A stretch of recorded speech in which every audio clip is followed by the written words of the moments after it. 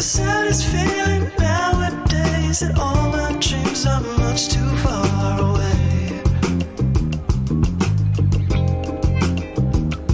Sometimes the nights got me aching, working hours in the cold. I've been lost, starving, praying nothing else will go wrong. I guess we're all dying, waiting for the world to lose control. Could you tell me what is real?